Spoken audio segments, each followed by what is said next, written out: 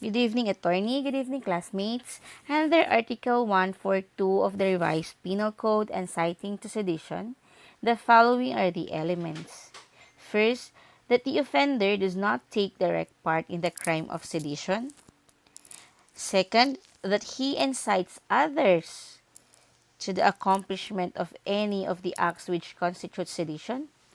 And third, that the inciting is done by means of speeches, proclamations, writings, emblems, cartoons, banners, or other representation tending to the same.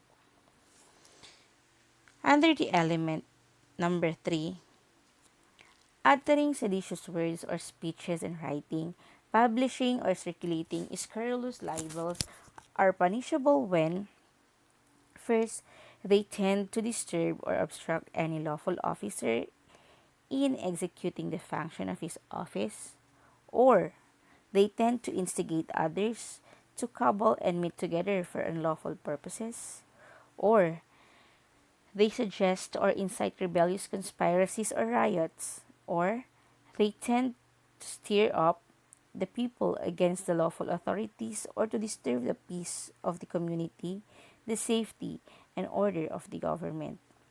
In the case of United States versus Aurelio Tolentino, GR number 1451, decided on March 6, 1906 by Justice Carson, the issue is whether or not the writing, publishing, and uttering the drama made by respondent Tolentino constituted an act of inciting to sedition.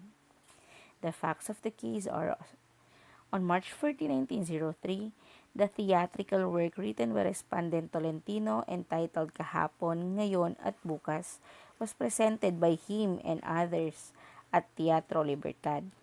It was alleged that the content of his work were false and inflammatory in order to commit the following: to unlawfully utter seditious words and speeches, circulate scurrilous libels against the government which tends to obstruct the lawful officers of the United States and the insular government of the Philippine Islands in the execution of their offices, tend to instigate others to cabal and meet together for unlawful purposes, suggest and incite rebellious conspiracies and riots, tend to stir up the people against the lawful authorities and to disturb the peace of the community and the safety and order of the government. Issue again is whether or not the writing, publishing, and uttering of the drama made by the respondent Tolentino constituted an act of inciting to sedition. The ruling is yes. Uttering seditious words or speeches and writing, publishing, or circulating scurrilous libels are again when they tend to disturb or obstruct any lawful officer in executing the function of his office. In this case, yes, they tend to instigate others to cabal and meet together for unlawful purposes.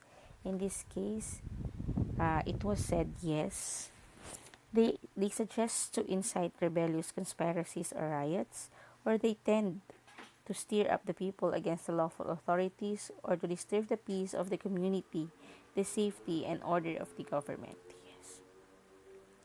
In this case, the court ruled that the publication and presentation of the drama directly and necessarily tend to instigate others to cabal and meet together for the unlawful purposes, and to suggest and incite rebellious conspiracies and riots, and to stir up the people against the lawful authorities, and to disturb the peace of the community and the safety and order of the government.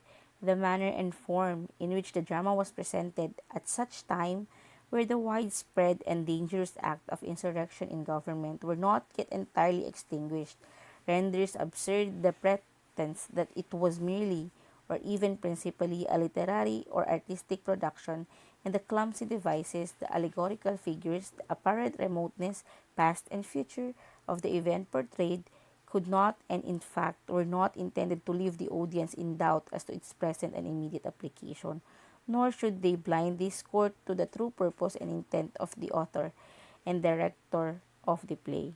Hence, Aurelio Tolentino is guilty of inciting to sedition under Article 142 of the Revised Penal Code.